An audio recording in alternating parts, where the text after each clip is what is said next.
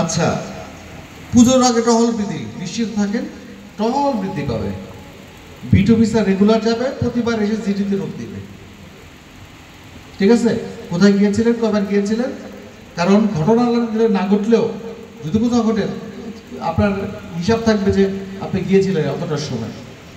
এবং আমরা কিন্তু সিডিআর দেখবো, ওটাপাল্টা গভর্নমেন্ট হলে সিডিআর দেখবো, আপনার পিডি দেখবো, জিডি দেখবো, সিডি দেখবো সাইকেল অফিস থেকে। ঠিক আছে? ওকে।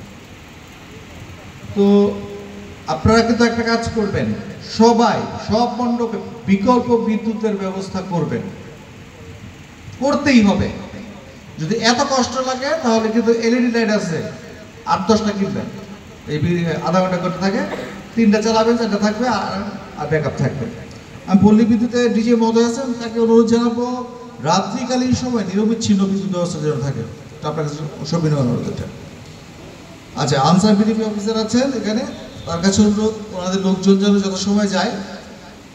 আর আপনারা তো লোক এই সময় হায়ার করেন, তো পুরুষ এবং মহিলা এই বিষয়টাতে একটু কেয়ারফুল। ঠিক আছে?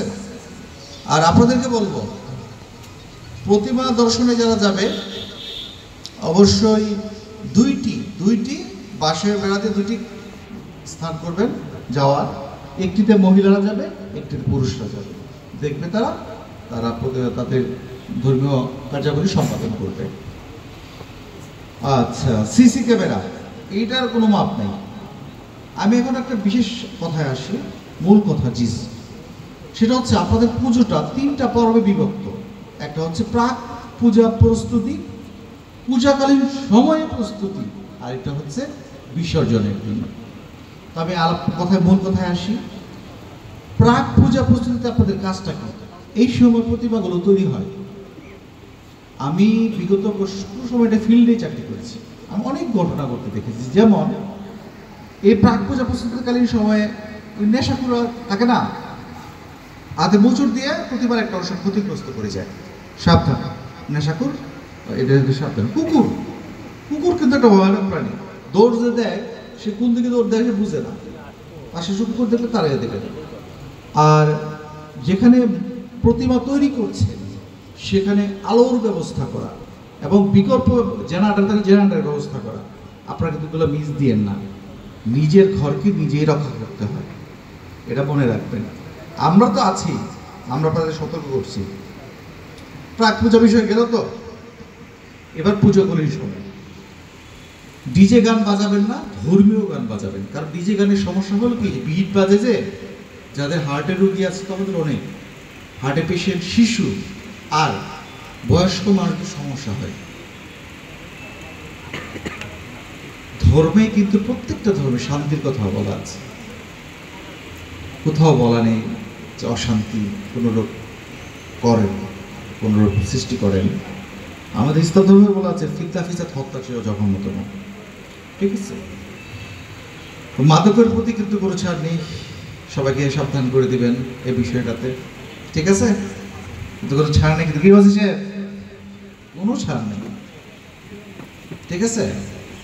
এই বিষয়টাতে আমরা খুব অ্যালার্ট, তো আপনাদের মুরব্বীদের জানাই দিলাম। ঠিক আছে? আজানের সময় ঢাক ঢোল বাজাবে না, তার কথা অলরেডি বলে গেছে। পাশাপাশি মসজিদের সাথে কথা বলে শিডিউল তৈরি করে আপনারা কাজ করবেন, আপনারা আপনাদের পূজা অর্চনা করবেন, সমস্যা নেই। 149টি মণ্ডপ, প্রতিটি ইউনিয়নে কিন্তু একটি করে টহল থাকবে ইনশাল্লাহ। আমি বললাম তারা রেগুলার টহল দিবে। আমি একটা আপনাদের পলিসি বলে দেই, অনেক কাজ হবে। আমি জানি, আমি পূর্বতলা তো কোনো জামাল কুশিয়া প্রতিটি সব জায়গায় চাকরি করা শেষ। ঠিক আছে? তো আমি একটা কাজ করতাম, আমি সবচেয়ে বেশি কার্যকরী ভূমিকা রাখতাম পূজা মণ্ডপের সভাপতি, সেক্রেটারি।